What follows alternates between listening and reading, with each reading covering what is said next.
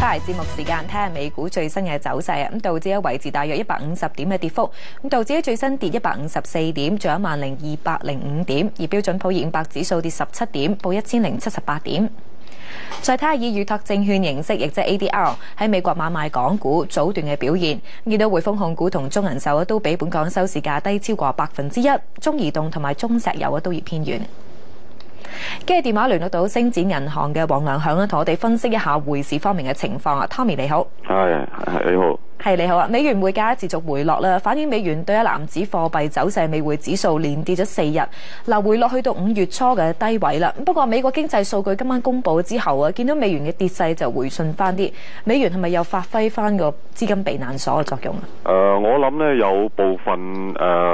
美元呢個反彈呢係即係因為股市即係下跌啦，咁啊有少少避難嗰個作用啦。因為今日喺數據公佈之前呢，咁個美匯指數咧曾經係見過82.085呢個低位嘅。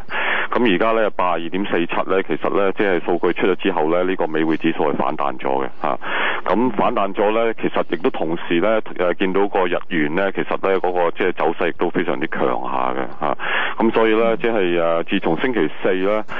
中國公佈咗即係第二季嘅 GDP 個數據之後咧，其實即係股市咧嗰個即係表現一路都係幾差下。咁好自然咧，亦都係有一啲避險啊買日元嗰啲嘅即係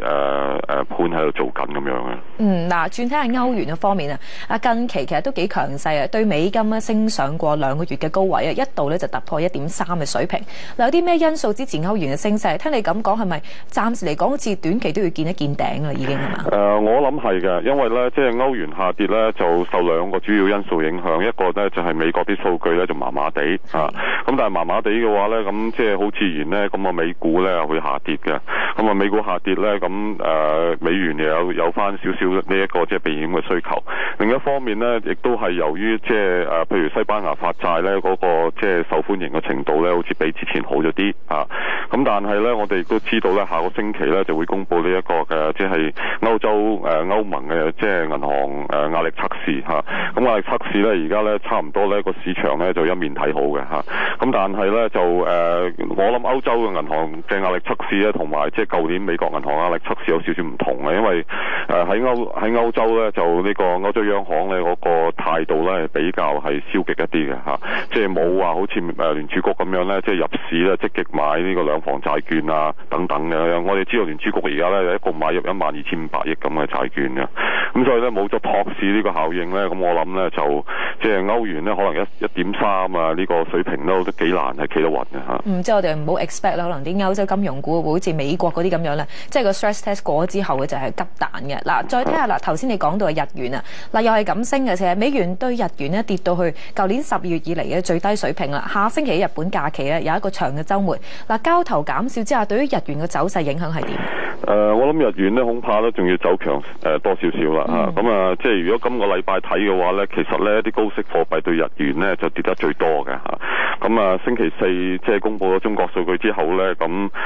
譬如話巴西里爾啦嚇，咁而家對日元咧就從當時到而家咧跌到4.2% 啊。咁另外咧南非蘭特咧就跌到3.4% 啊。咁自然咧澳元咧大家比較熟悉一啲咧，亦都跌到3% 啊對個日元嚇。咁我諗咧就日元咧恐怕就要即係再經歷一下啊，即係再試一試個頂啦。另外咧就簡單講講內地方面嘅情況。Tommy 你就話咧，內地5年期嘅掉期利率咧可以揭示到市場嘅流動性同埋投資信心嘅喎。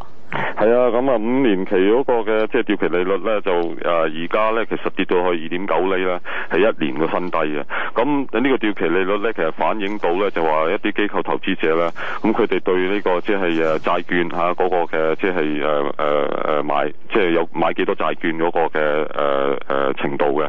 咁而家呢個利率咧即係越嚟越低啦，咁好自然亦都反映咗咧即係債券係比較受歡迎。咁亦都即係部分係反映到咧話即係佢哋未有一個即係太大嘅意欲咧，係即係買入太多股票啊。咁所以咧，即係即使話嗰個即係